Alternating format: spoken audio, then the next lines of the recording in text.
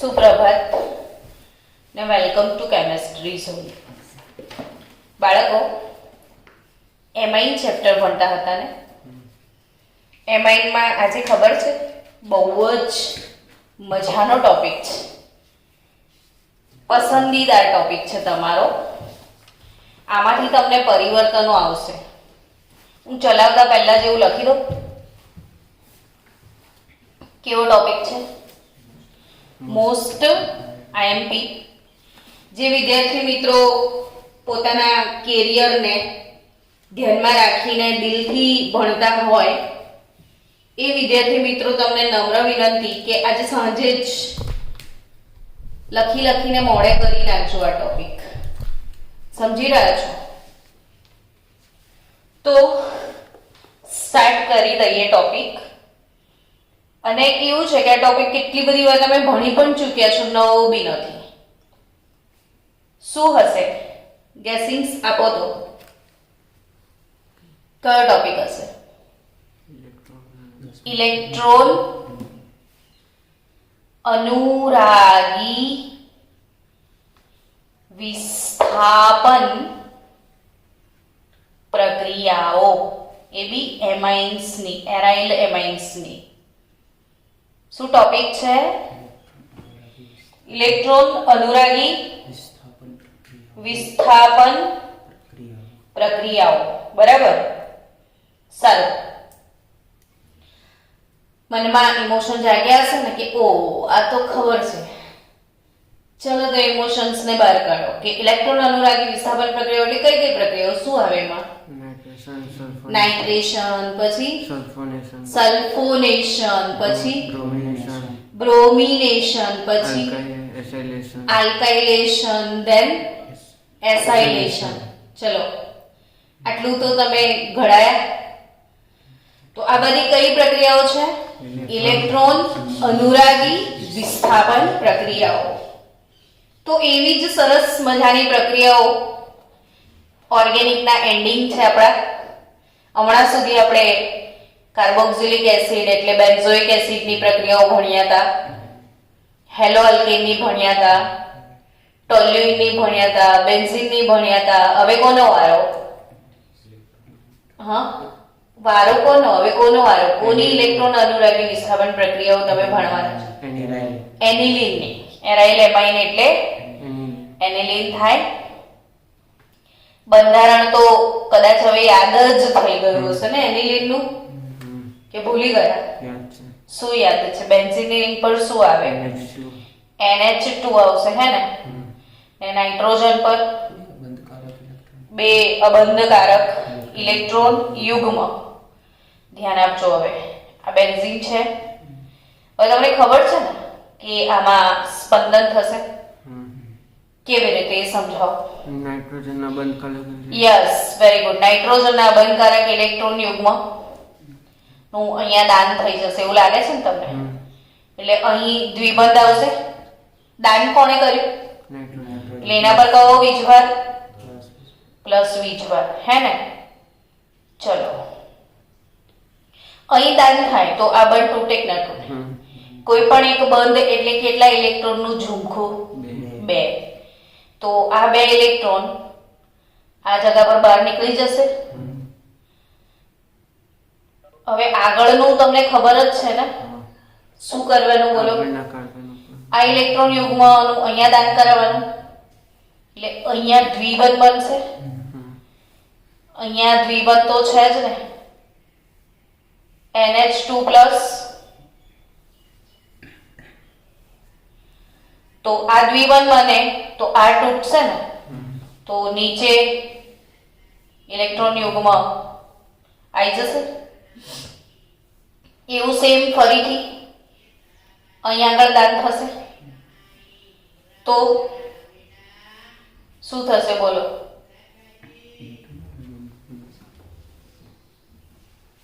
અહીંયા આગળ ઇલેક્ટ્રોન યુગ્મ બહાર નીકળી જશે, હે ને? અહીંયા આવી રીતે ડબલ બોન્ડ મળશે. પછી પાછું આગળ હવે આવડે જ છે.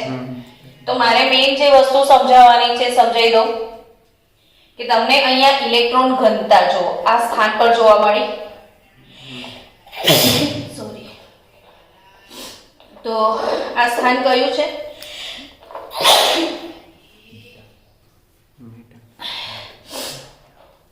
આ સ્થાન કયું છે? પેરા સ્થાન છે. અને આ સ્થાન પણ કયું છે? આવળ ઓર્થો. તો એનિલિનમાં સ્પંદન બંધારણને કારણે ઇલેક્ટ્રોન ઘનતા ક્યાં જોવા મળે છે? જવાબ આપો. ઓર્થો. તો આન્સર ઓર્થો અને પેરા સ્થાનમાં. સમજી ગયા? તો વિચારો કે તમારી કઈ પ્રક્રિયાઓ છે? ઇલેક્ટ્રોન અનુરાગી વિસ્થાપન. કેવું? ઇલેક્ટ્રોન અનુરાગી એટલે ઇલેક્ટ્રોન માટે જેને અનુરાગ હશે એ લોકો આવવાના છે ને. ઇલેક્ટ્રોન માટે પ્રેમ હશે એ લોકો આવશે ને. તો ઇલેક્ટ્રોન માટે પ્રેમ કોને હોય? હે? ઇલેક્ટ્રોન માટે આકર્ષણ કોને હોય? ઇલેક્ટ્રોન અનુરાગી આયનો એટલે ધનાયનો કે ઋણાયનો? ઇલેક્ટ્રોન પર કયો વીજભાર? નેગેટિવ. તો આવા વાળો કેવો હશે? તો ઇલેક્ટ્રોન અનુરાગી વિસ્થાપન પ્રક્રિયાઓમાં ધનાયનો જ આવતા હતા ને. તો ધનાયન પર ઋણ વીજભાર હોય.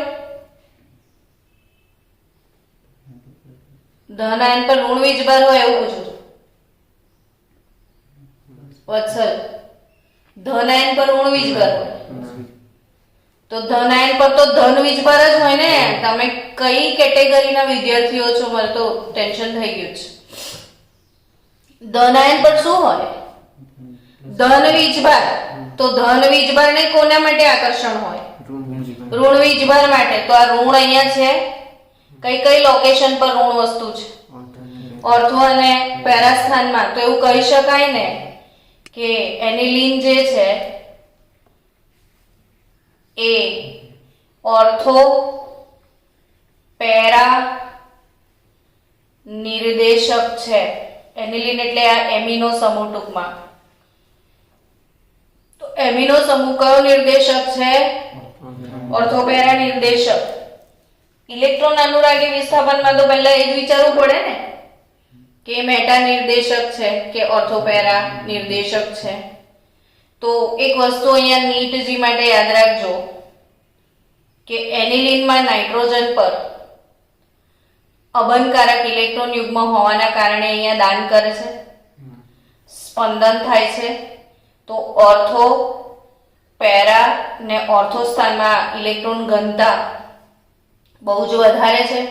એટલે આની ઇલેક્ટ્રોન અનુરાગી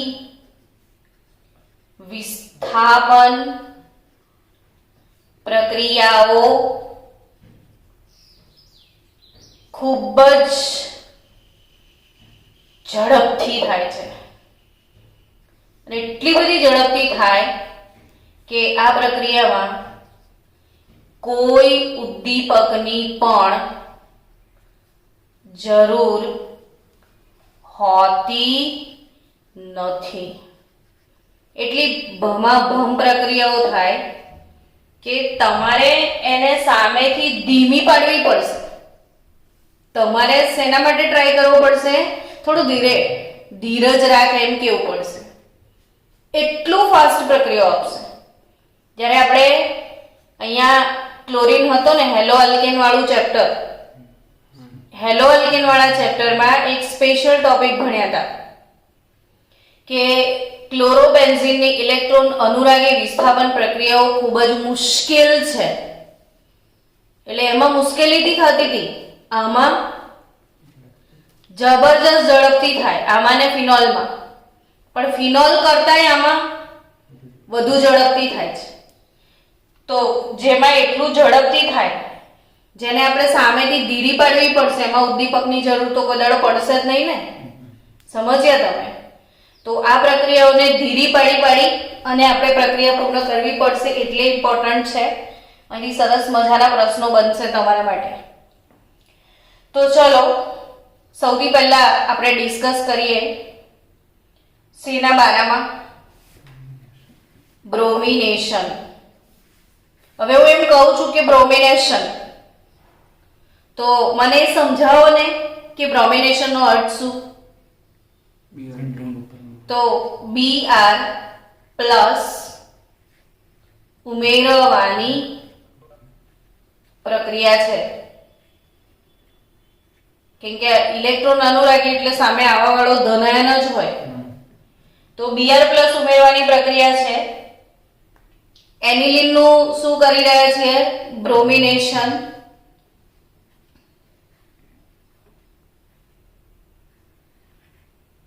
અહીં શું લખું? NH2. કઈ પ્રક્રિયા કરી રહ્યા છીએ? બ્રોમિનેશન. કોની હાજરીમાં થશે બ્રોમિનેશન? તો ખાલી બ્રોમિન વોટર જ. આપણે બીજા બધા જનરલ બ્રોમિનેશન કરતા હતા ને બાળકો, તો Br2 ઓબ્લિક FeBr3 લખતા હતા. આ એનો ઉદ્દીપક હતો ને આ પ્રક્રિયક હતો. આ બધી પ્રક્રિયાઓમાં ઉદ્દીપકની જરૂર પડતી હતી. અહીંયા મેં ચોખ્ખું લીધું, ઉદ્દીપકની જરૂર હોતી ફક્ત બ્રોમિન નાખો ને તો બી ધમાધમ પ્રક્રિયા થશે. ધમાધમ મતલબ કે અહીંયા તો ઓર્થો ને પેરા નહીં, ઓર્થો પેરા ને ઓર્થો બધી બાજુ સીધો બ્રોમિન ચોંટી જશે. નામ બનાવવાનું ચાલુ કરો મનમાં મનમાં.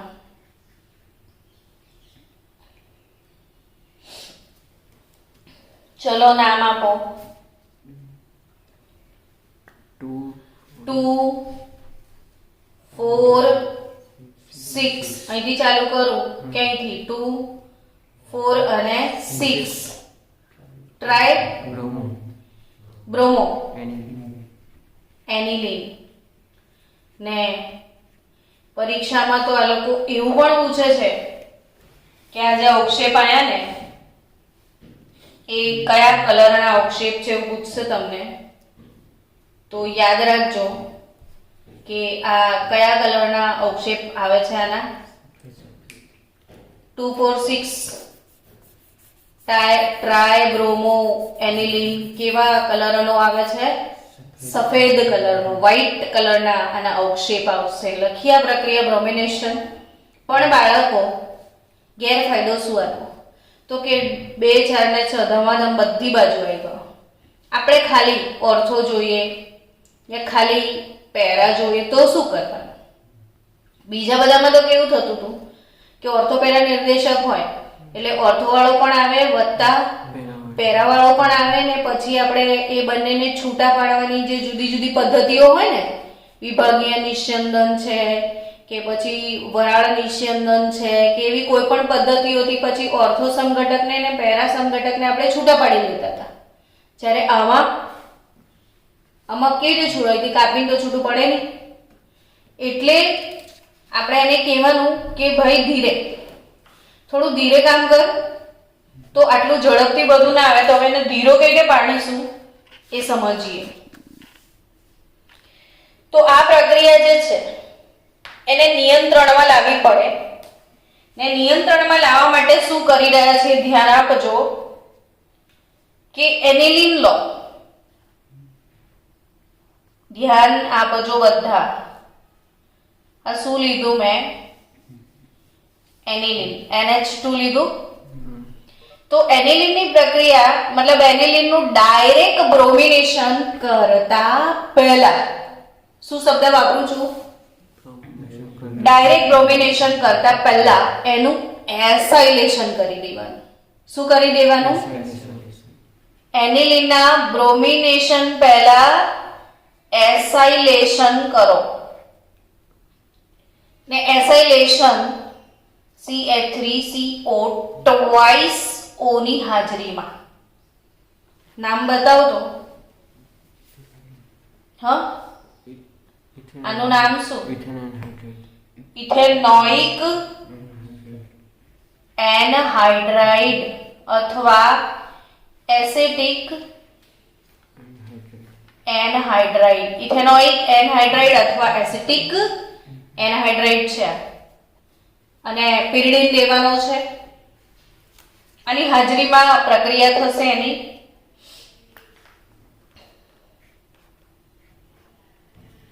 તો એનિલિન પર NH આ ભણાવ્યું હતું એસાઇલેશન યાદ છે? આ એસિડિક એનહાઇડ્રાઇડ એટલે CH3COO CH3 આવું કંઈક છે.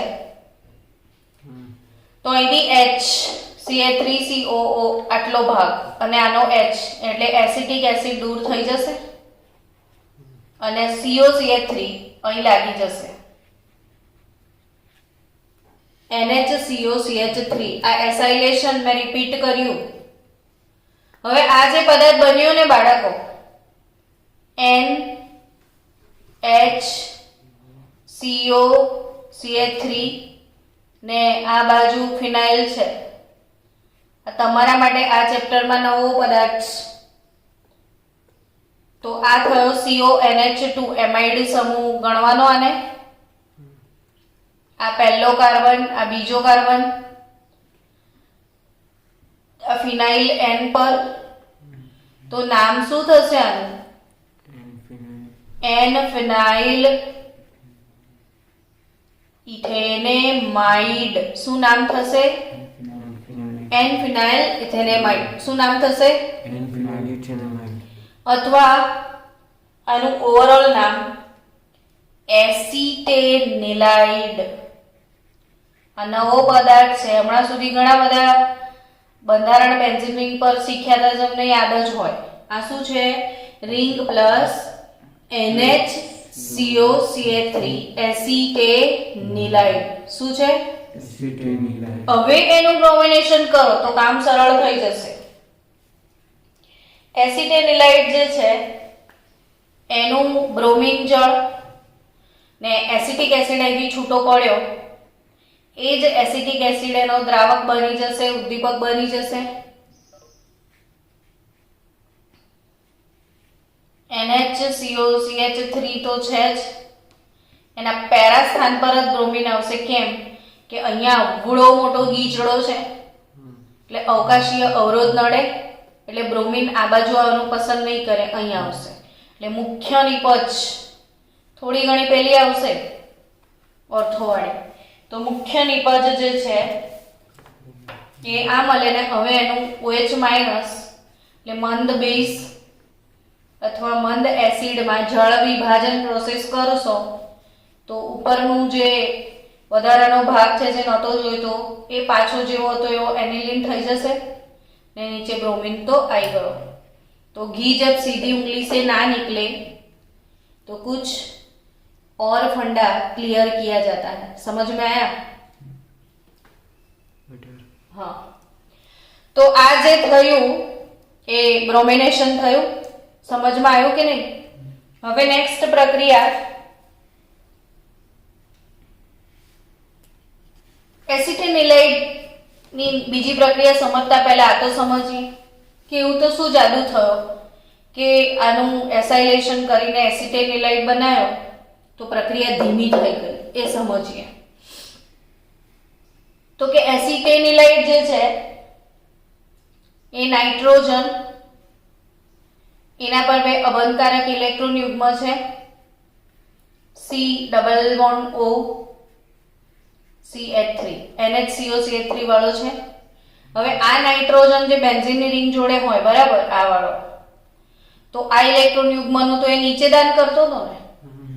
હવે આવું આવ્યું છે તો એ આ બાજુ પણ દાન કરશે. નાઇટ્રોજન થી ઇલેક્ટ્રોન યુગ્મ આવી રીતે નીચે જતા હતા એ આ બાજુ પણ જવા લાગશે. ત્યાં જશે તો અહીંયા એ દાન કરે તો ત્યાં દ્વિબંધ આવી જાય, આના પર પ્લસ ચાર્જ આવી ગયો તો આ બંધ તૂટી જશે. અહીંયા ઇલેક્ટ્રોન યુગ્મ આવી ગયા CH3. ટૂંકમાં આ ઉપરવાળો જે સમૂહ છે એમાં શું થયું? સ્પંદન, જેથી ઇલેક્ટ્રોન યુગ્મ નું વિસ્થાનીકરણ થયું.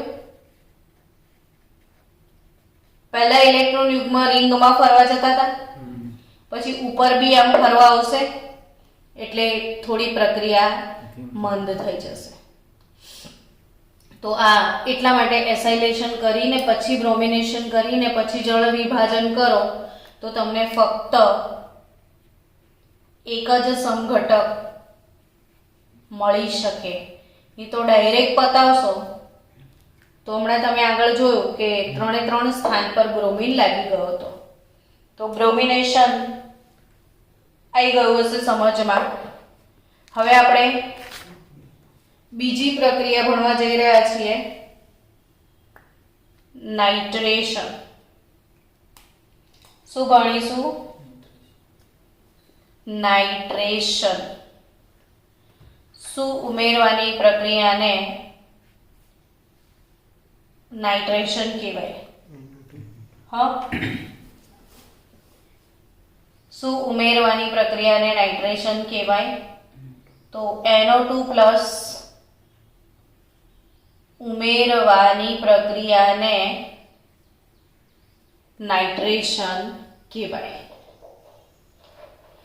હવે આ નાઇટ્રેશન કોની હાજરીમાં થાય છે? તો કે ડાયરેક્ટ નાઇટ્રેશન કરી જોઈએ. એનિલિનનું શું થાય છે સીન તો જોઈએ. એનિલિન NH2 સીધું નાઇટ્રેશન કરીશું તો બે એસિડ હશે. HNO3 નાઇટ્રેશનમાં તો આપણે શું વાપરતા હતા? સાંદ્ર HNO3 જોડે સાંદ્ર H2SO4 વાપરતા હતા. આ બેનું કોમ્બિનેશન એટલે નાઇટ્રેશન. ને હજી પણ ના આવડતું હોય તો એ હદ થઈ ગઈ કહેવાય, કારણ કે લગભગ 50મી વખત આવ્યું છે નાઇટ્રેશન આ. તો સાંદ્ર HNO3 H2SO4 288 કેલ્વિન તાપમાન છે. શું થશે? તો એનિલિન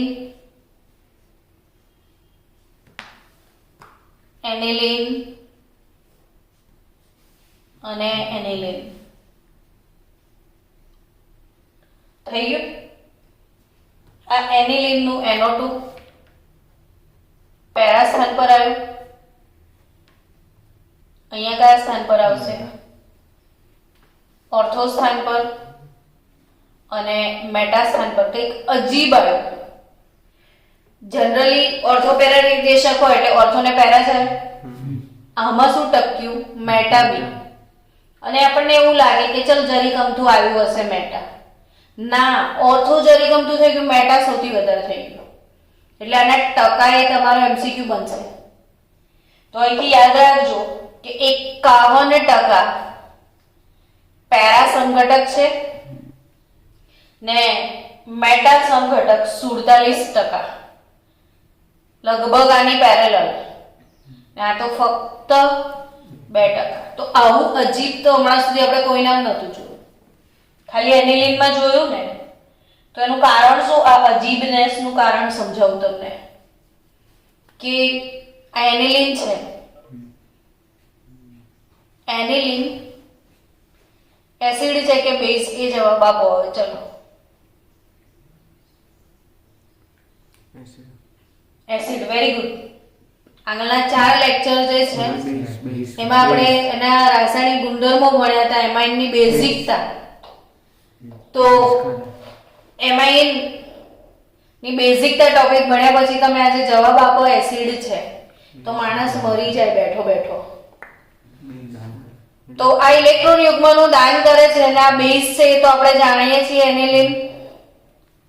હવે તમે અહીંયા શું વાપર્યું? એસિડ. તો તમે બેઝમાં એસિડ નાખી દો તો સીન થઈ જ જવાનો હતો તમારો. એટલે તમે નાખ્યો બેઝની અંદર એસિડ તો પછી ક્ષાર બની જશે આમાં તો. અને એક ક્ષાર કયો? એનિલિનિયમ ક્ષાર બનશે આમાં. શું બનશે? એનિલિનિયમ ક્ષાર. હવે આ એનિલિનિયમ ધન આયન બની ગયું. પોતાના ઇલેક્ટ્રોન યુગ્મનું કોકને દાન કરી દીધું એટલે ઓર્થો અને પેરા સ્થાન પર તો ઇલેક્ટ્રોન ઘનતા આવે જ ના. એટલે ઓબ્વિયસલી આ એનિલિનિયમ બન્યું તો Na3+ મેટા નિર્દેશક છે. NH2 હોય ખાલી તો આ ઓર્થોપેરા નિર્દેશક છે, પણ આ NH3 પ્લસ બને છે વચ્ચે શું છે? મેટા નિર્દેશક. એટલે પેરા પછી સીધી કઈ પ્રોડક્ટ આવી ગઈ? Meta product. અને મેટા પ્રોડક્ટ લગભગ કેટલા ટકા પ્રમાણ બતાવે છે? 47%. ને 51% પ્રમાણ કોનું છે? Para product. તો નવાઈની વાત છે, આ તો બહુ જોરદાર નવાઈની કહેવાય વાત કે આ પેરા સમઘટક, આ મેટા સમઘટક. ને આપણે તો જોઈતું તું ઓર્થોપેરા, એટલે આ નાઇટ્રેશનમાં બી કશુંક તો બીજો ફંડા વાપરવો પડશે. તો હવે એનિલિનનું નાઇટ્રેશન કેવી રીતે કરીશું? તો એનિલિન નું પિરિડિનની હાજરીમાં, પિરિડિન બેઝની હાજરીમાં CH3CO ટ્વાઇસ O વડે એસાઇલેશન કરી દેવાનું. તો બેન્ઝીનનું રિંગ ઉપર આવી જશે NHCO CH3. નામ બોલો ચલો. નામ શું છે? તો એસિટા નિલાઇડ છે. લીરીલ શરૂ જ અહીંયાથી કર્યું હતું આપણે ટોપિક. તો આ એસિટાનિલાઇડ નું શું કરું? Further nitration. Concentrated HNO3, concentrated H2SO4, 288 kelvin તાપમાન ને નાઇટ્રેશન કરશો તો તમને પેરા સ્થાન પર ફક્ત NO2 મળી જશે. ફક્ત કયા સ્થાન પર? પેરા સ્થાન પર. હવે આનું નામ બોલો તો. Para nitro acetanilide. અને હવે એનું શું કરી દેવાનું? એસિડ યા તો બેઝ, મંદ એસિડ યા તો બેઝની હાજરીમાં શું કરવાનું છે? જળ વિભાજન. એટલે આ પાર્ટ ફરીથી એનિલિનમાં રૂપાંતરિત થઈ જશે અને અહીં શું મળી જશે તમને? NO2. આનું નામ શું થશે? પેરાનાઇટ્રો એનિલિન. શું થશે? પેરાનાઇટ્રો એનિલિન. તો બાળકો આના પછી કઈ બે પ્રક્રિયા આવશે બોલો? તો આના પછી જે બે પ્રક્રિયા આવશે એ બે પ્રક્રિયા કઈ છે? તો ફ્રીડલ અને ક્રાફ્ટ. આલ્કાઇલેશન અને ફ્રીડલ અને ક્રાફ્ટ એસાઇલેશન. તો ફ્રીડલ ક્રાફ્ટ આલ્કાઇલેશન એસાઇલેશન આ પ્રક્રિયા એનિલિન આપતું નથી એવું યાદ રાખજો. એટલે તમને ફાયદો થઈ ગયો કે 5 પ્રક્રિયાઓ મોડે કરવી પડતી હતી, એમાં આ બે પ્રક્રિયા મોડે નહીં કરવી પડે. કઈ બે પ્રક્રિયા નહીં મોડે કરવી પડે? ફ્રીડલ ક્રાફ્ટ આલ્કાઇલેશન અને એસાઇલેશન યાદ કરવું પડશે નહીં, કારણ કે આ બે પ્રક્રિયા એનિલિન આપતું નથી. કેમ નથી આપતું? તો કે એનિલિન બેઝ છે ને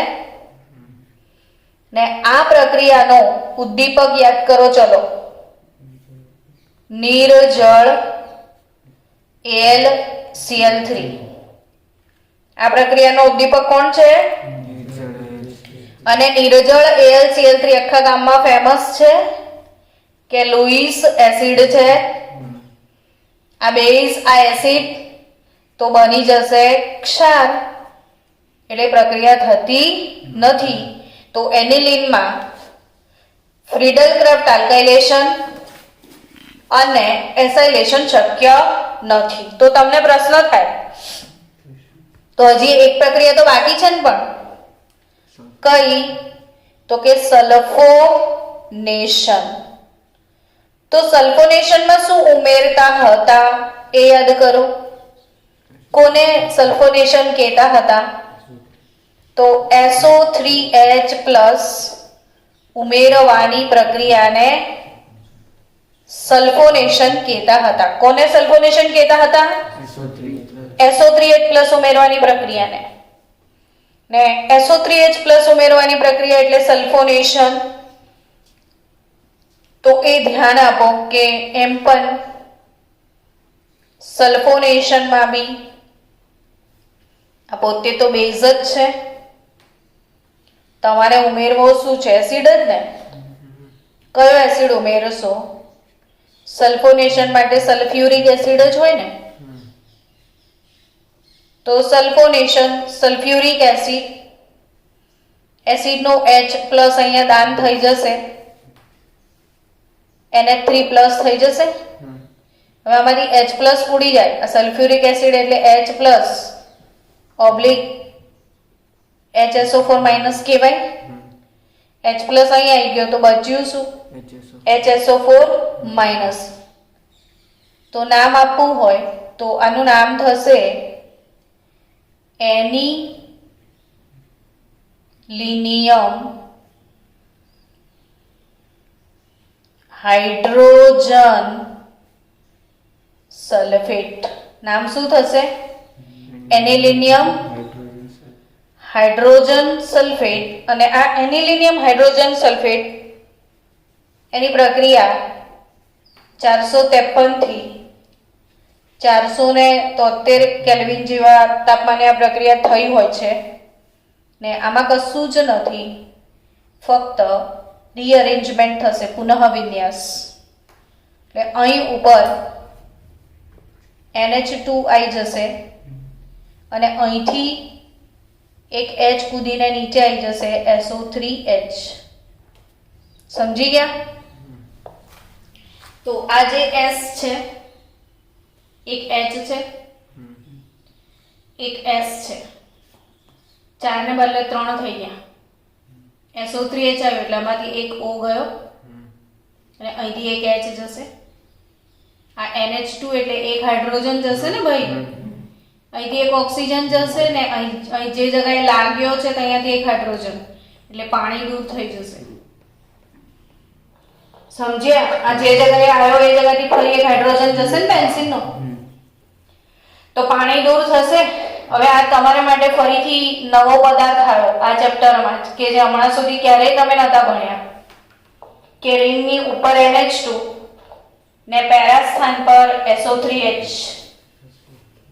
રિંગની ઉપર NH2 ને પેરા સ્થાન પર શું? SO3H. તો આ હમણાં સુધી નહોતા ભણ્યા નવો પદાર્થ છે. કયો છે? સલ્ફાનિલિક એસિડ. કયો પદાર્થ છે આ? સલ્ફાનિલિક એસિડ. હું તમને હમણાં જ 5 મિનિટ આપું છું, ફટાફટ 5-10 વાર લખી નાખો. આ સલ્ફાનિલિક એસિડ નવો પદાર્થ છે જે આ ચેપ્ટરમાં જ આવ્યો છે, હજી સુધી પહેલા આવ્યો નથી. તો આ સલ્ફાનિલિક એસિડ છે ને આ સલ્ફાનિલિક એસિડમાં ધ્યાન આપજો કે થોડી વાર પછી આ H ઉપર જતો રહેશે, ઇલેક્ટ્રોન યુગ્મનું આ H ને દાન થઈ જશે, એટલે ઉપરના સ્થાન પર આ H નું દાન ઉપર થઈ જશે, એટલે ઉપર NH2 હતો ને NH3 પ્લસ થઈ ગયો અને નીચે SO3 માઇનસ થઈ જશે. હવે આ કેવો પદાર્થ છે? તો કે જેમાં ધન આયન બી છે, ઋણ આયન. જનરલી ધન હોય કાં તો ઋણ હોય, આ બંને છે. તો આવા આયનને ઝ્વીટર આયન કહેવાય. શું કહેવાય? ઝ્વીટર આયન. તો આ એક ઝ્વીટર આયન તમને મળશે આમાં. તો ખરેખર એનિલિનની આ જે ઇલેક્ટ્રોન અનુરાગી વિસ્થાપન પ્રક્રિયાઓ છે એ one of the very most IMP ટોપિકમાં કન્સિડર કરાય. આ ઝ્વીટર આયન અને આ સલ્ફાનિલિક એસિડ. તો બેસીને તમે લોકો આજે એનિલિનની ઇલેક્ટ્રોન અનુરાગી પ્રતિસ્થાપન પ્રક્રિયાઓ બધા જ 5-5 વાર લખો ને મને હોમવર્ક સેન્ડ કરો. હું રાહ જોઉં છું. સમજી ગયા બધા લોકો? તો હવે આપણે નેક્સ્ટ પ્રક્રિયા આવશે ડાયઝોનિયમ ક્ષાર.